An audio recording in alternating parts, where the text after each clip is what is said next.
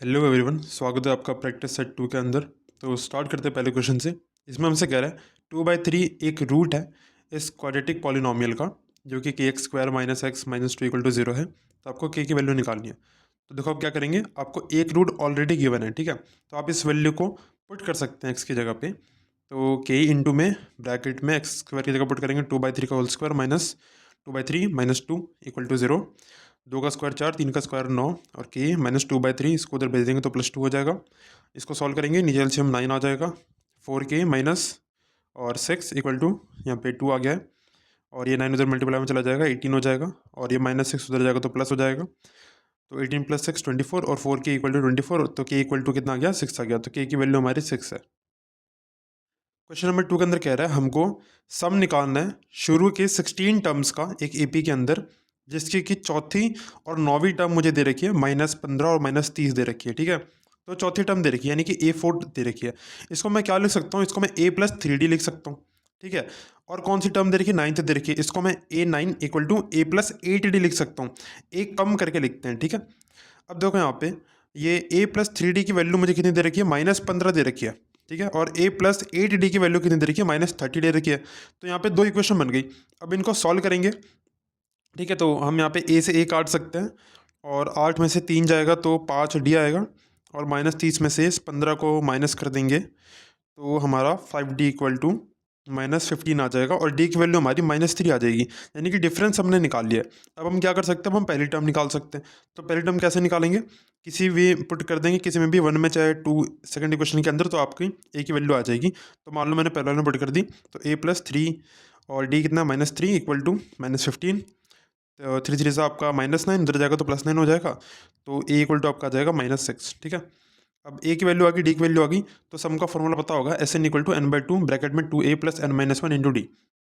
यहाँ पे हमारा कितने टर्म्स का निकालना, 16 का। तो हमारा n हमारा 16 है, 16 पुट कर देंगे 16/2 ब्रैकेट में 2 इंटू में ए की वैल्यू कितनी है, -6, अभी हमने निकाले -6 प्लस और n-1 यानी कि 16 - 1 हो जाएगा 15, और -3 से मल्टीप्लाई करेंगे, डी की वैल्यू -3 है तो कितना आ जाएगा -45, और 2 6 के 12 -12 -12 और -45 जोड़ने पे आता है -57, और यहाँ पे 2 8 16 8 पे कट जाएगा, और 8 इंटू -57 करेंगे तो आपका 8 7 56 और 8 5 40 और 5 45, तो -456 आ जाएगा। क्वेश्चन नंबर 3 की तरफ चलते हैं। इसमें हमसे कह रहा है एक टावर है, the shade of a tower standing on a level ground is found to be 40 metre longer when the sun altitude is 30 degree then it was 60 degree, ठीक है। अच्छा तो देखो, तो 60 डिग्री पे कुछ शेडो बन रही होगी, ठीक है। एक टावर है तो इस टावर की कुछ शेडो बन रही होगी।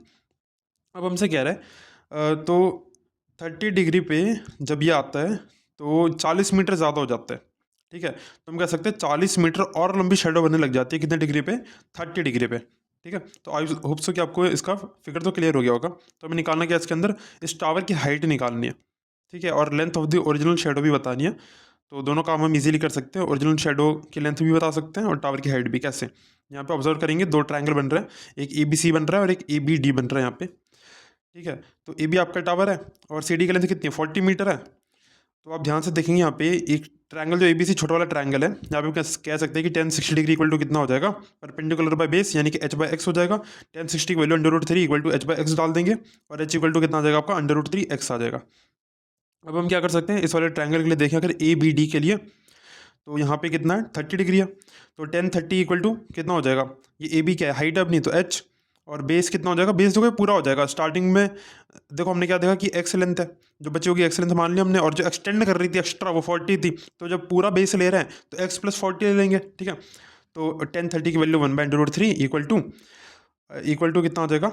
हाँ तो देखो यहाँ पे h की वैल्यू हमने निकाली थी √3x, तो मैं इसको पुट कर सकता हूँ। देखो क्रॉस मल्टीप्लिकेशन होने पे क्या होगा, x + 40 इधर आ जाएगा, और √3 को मल्टीप्लाई करेंगे √3x से, तो अंडर रूट से मल्टीप्लाई होता है तो एक नॉर्मली नंबर आ जाता है हमारा, यानी कि 3x आ जाएगा। तो x + 40 इक्वल टू 3x हो गया, और x को उधर भेजेंगे तो माइनस हो जाएगा, यानी कि 2x बचेगा, और x की वैल्यू कितनी आ जाएगी, यहाँ पे x की वैल्यू आपकी 40, 2x बराबर आपका 40 है, तो x बराबर 20 मीटर आ गया, ठीक है। अब देखो यहाँ पे कितना आ गया, x हमारा 20 मीटर आ गया है, और हाइट कितनी है अपनी आपकी, और हाइट हमारी यहाँ पे √3x है, ठीक है। तो x की वैल्यू कितना आ गई, 20, यानी कि 20 √3 मीटर हाइट आ गई। √3 की वैल्यू गिवन है तो पुट करके मल्टीप्लाई कर सकते हैं। तो अगर इसके अंदर 1.73 से मल्टीप्लाई करेंगे तो 2 3 6 और 2 7 14 और 2 1 2 3 और एक 0 भी है, तो 34.6 मीटर इसका आंसर हो जाएगा। इस क्वेश्चन में हमसे कह रहा है दो अनबायस्ड कॉइन्स को टॉस किया गया है एक के बाद एक, ठीक है। तो आपको प्रोबेबिलिटी निकालने की चीज़ की कि आपका कम से कम एक हेड आए, और ठीक है ये सब छोड़ो। देखो अगर दो कॉइन्स को अगर टॉस करते हैं तो क्या क्या सिनेरियो हो सकता है। एक बार हो सकता है आपका हेड हेड आ जाए, मतलब एक कॉइन पे हेड है दूसरे पे भी हेड है, एक पे हेड है दूसरे पे टेल है, एक पे टेल है दूसरे पे हेड है, एक पे टेल है और दूसरे पे भी टेल आ जाए, ठीक है। तो ये चार केस आपके पॉसिबली बन सकते हैं। तो इसके अकॉर्डिंग अब हम इजीली आंसर कर सकते हैं। तो पहला पार्ट पूछा गया आपसे कि एटलीस्ट वन हेड, कम से कम एक हेड तो आना ही चाहिए। दो आ जाए तो और भी अच्छा है, पर एक तो आना ही चाहिए, ठीक है। तो आप देख सकते हैं एक हेड कम से कम यहाँ पे किस किस केस के अंदर आ रहा है। तो एच एच के केस में आ रहा है, एच टी के केस में आ रहा है, टी एच के केस में आ रहा है, यानी कि टोटल ऐसे तीन केसेस बनते हैं हमारे यहाँ पे। और टोटल पॉसिबल आउटकम कितने हैं, चार है, यानी कि 3/4 इसका आंसर हो जाएगा। सेकंड पार्ट में कह रहा है एग्जैक्टली वन टेल, सिर्फ एक टेल आना चाहिए। तो वो किसके केस में देखने को मिलेगा आपको, एच टी और टी एच के केस में देखने को मिलेगा कि सिर्फ एक ही टेल आना चाहिए, एक से ज़्यादा नहीं आना चाहिए, ठीक है। तो टू आउटकम्स हो गया आपके, पॉसिबल कितने हैं, ओवरऑल 4 है, तो 1/2 आ गया। और आपसे बोला गया दो हेड आने चाहिए और एक टेल आना चाहिए। अब एक बात बताओ, आप दो कॉइन्स को टॉस कर रहे हो, ठीक है, और आप देख रहे हो एक पे हेड आ जाए दूसरे पे भी हेड आ जाए और एक पे टेल आ जाए, ऐसा कैसे पॉसिबल है, क्योंकि तीन कॉइन चाहिए उसके लिए। तो यानी कि ये जो तीसरे वाला जो पार्ट पूछ रखा है ये तो इम्पॉसिबल टास्क है, यहाँ नहीं, यहाँ पे प्रोबेबिलिटी कितनी हो जाएगी, 0 हो जाएगी।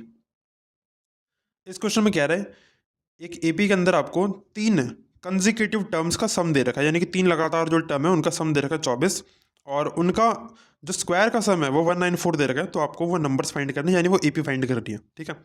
तो देखो बहुत छोटा सा कॉन्सेप्ट यहाँ पे क्या, कि जब भी लगातार तीन कॉन्जिक्यूटिव टर्म्स होती हैं तो उसके लिए हम क्या करते हैं, इसके लिए लिखते हैं ए माइनस डी, पहली टर्म लेट करते हैं, दूसरी टर्म को ए लेते हैं और तीसरी टर्म को ए प्लस डी लेते हैं, ठीक है।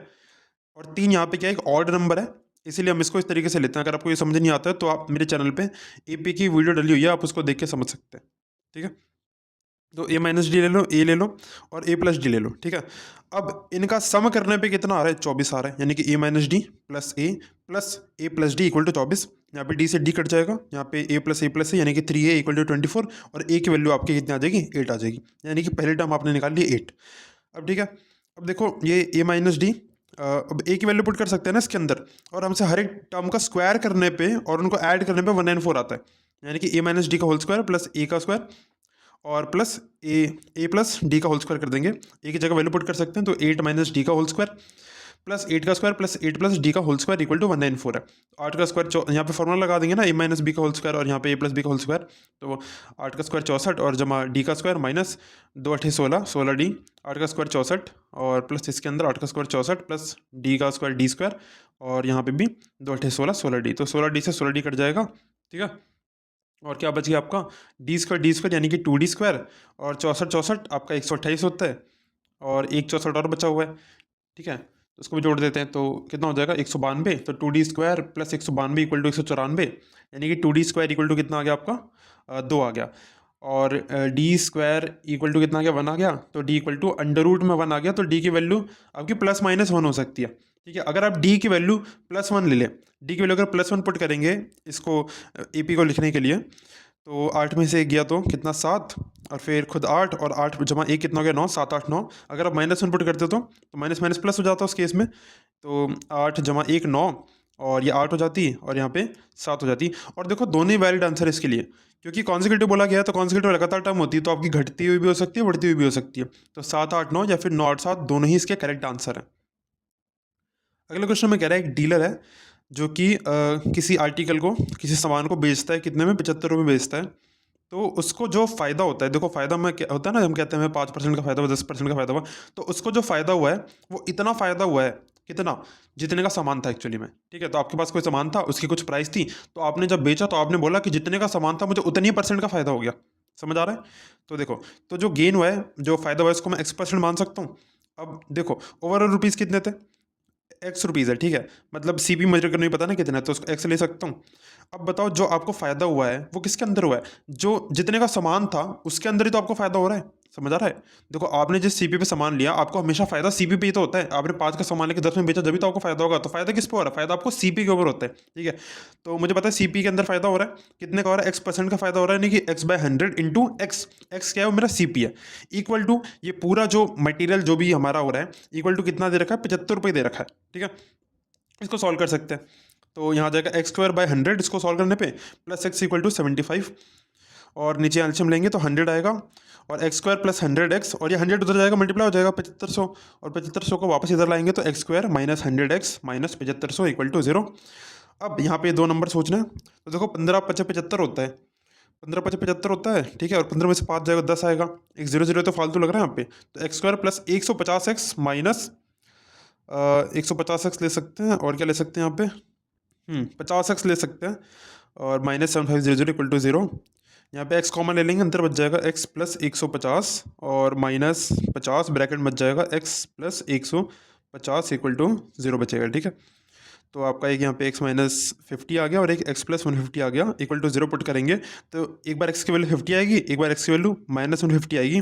और देखो आपको पता है पैसे कभी नेगेटिव नहीं होते, और तो पॉजिटिव आंसर होता है, तो 50 रुपये इसका सही आंसर हो जाएगा। इस क्वेश्चन में हमसे कह रहा है हमको कोऑर्डिनेट्स निकालना है, किसके कोऑर्डिनेट्स, ट्राइसेक्शन के, ठीक है, of the line segment joining point A और बी, ठीक है। तो यहाँ पे एक लाइन बना देते हैं, लाइन सेगमेंट है, ठीक है, ए और बी पॉइंट दे रखे हैं, ए हमारा -5,6, बी हमारा 4,-3 है। हमसे कह रहा है बीच में दो पॉइंट्स है, ठीक है, तो एक पॉइंट ये रहा पी और एक पॉइंट ये रहा क्यू। ट्राइसेक्शन मतलब है 3 पार्ट्स के अंदर लाइन को डिवाइड कर देना है, तो 1 2 3 पार्ट के अंदर होकर डिवाइड, तीनों के तीनों पार्ट हमारे इक्वल होते हैं ट्राइसेक्शन के केस में, यानी कि 1:1:1 कह सकता हूँ, 1:1 पार्ट है तीनों के तीनों। और अगर मैं इस पी और क्यू का मुझे पॉइंट निकालना है, ठीक है, क्या क्या कोऑर्डिनेट है इसके ऊपर, तो अगर मैं पी के हिसाब से देखूँ तो क्या मैं कह सकता हूँ, यहाँ से जो लाइन है आपकी वो एक हिस्से में और यहाँ से दो हिस्से में डिवाइड हो रही है, यानी कि 1:2 कह सकता हूँ।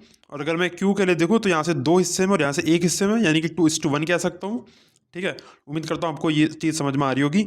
मैं यहाँ पे चाहूँ तो सबकी वैल्यूज पहले लिख लेता हूँ ताकि करना आसान हो जाए। तो x1 आपका -5 है, और y1 आपका 6 है, x2 आपका 4 है, और y2 आपका -3 है, ठीक है। अब देखो आपने सेक्शन फार्मूला पढ़ रखा होगा, तो ये हमारा section formula mx2 plus nx1 upon में m प्लस n, इससे हमारा x का कोऑर्डिनेट निकलेगा, और my2 प्लस ny2 अपॉन में m प्लस n, इससे हमारा y का कोऑर्डिनेट निकलेगा। तो हम p के लिए और q के लिए दोनों के लिए निकालेंगे, ठीक है। तो चलो पहले p के लिए निकालते हैं।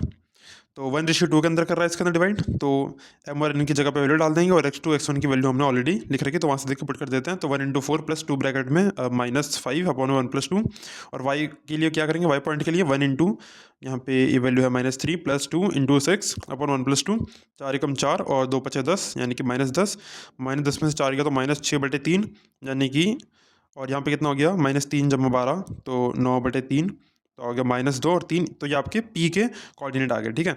अब इसी तरीके से हम किसके निकाल सकते हैं, क्यू के भी निकाल सकते हैं। तो क्यू में 2:1 है, इसका ध्यान देना है हमें, तो m और n की जगह पे 2:1 पुट करना है आपको, ठीक है। तो यहाँ पे वैल्यू डाल देंगे, 2 ब्रैकेट में 4 + 1 ब्रैकेट में -5/3, और y के लिए हो जाएगा 2 × ब्रैकेट -3 + 1 × 6/3, और यहाँ पे 2 चौके 8, 8 में से 5 जाएगा तो आपका 3/3, और यहाँ पे -6 और 6, और ये तो कट गया 0 हो गया यहाँ पे, और यहाँ कितना क्या बना गया, तो 1,0 आ गया क्यू का पॉइंट हमारा कोऑर्डिनेट का, ठीक है। तो इसका करेक्ट आंसर है। बढ़ते हैं 8th क्वेश्चन की तरफ।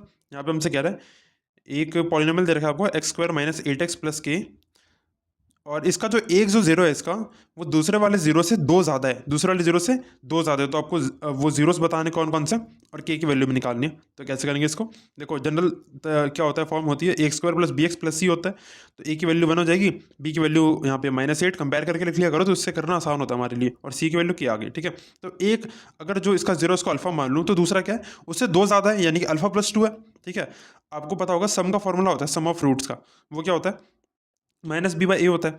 तो अल्फा+2 equal to -b/a minus B, यहाँ पे b की वैल्यू क्या -8, उसको पुट कर देंगे, -+8 आ जाएगा, और 2 अल्फा+2 इक्वल टू 8 है, यानी कि अल्फा की वैल्यू हम इसको सॉल्व करेंगे कितना आएगा, 8 में से 2 गया 6, और अल्फा की वैल्यू 3 आ गई, ठीक है। अगर एक वैल्यू हमारी अल्फा की 3 है, तो दूसरा वाला रूट हमारा क्या आ गया, 5 आ गया, तो 3 और 5 आ गया, बहुत ही सिंपल है।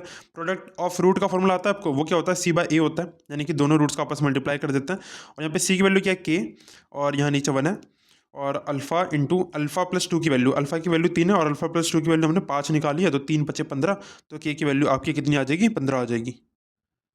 इस क्वेश्चन में कह रहा है एक कार है जिसके कि 2 वाइपर लगे हुए हैं जो कि आपस में ओवरलैप नहीं करते, ठीक है, और एक वाइपर का जो ब्लेड है उसकी लेंथ 21 सेंटीमीटर है, और जो कि 120 डिग्री का एंगल कवर कर रहा है, तो आपको वो एरिया निकालना है जो कि ये पूरा साफ कर सकते हैं ब्लेड्स, ठीक है। तो यहाँ पे 2 ब्लेड है हमारे और 120 डिग्री का एंगल बनाते हैं और रेडियस इनका 21 सेंटीमीटर। रेडियस कैसे मुझे पता है, लेंथ थी यहाँ पे एक कुछ सेमी सर्कल टाइप अगर मैं फिगर समझूं तो कुछ मतलब रेडियस ही होगी ना 21 सेंटीमीटर। कॉमन सी बात है, सर्कल का क्वेश्चन कर रहे हैं, इतना तो कॉमन सेंस हमारे अंदर होना चाहिए।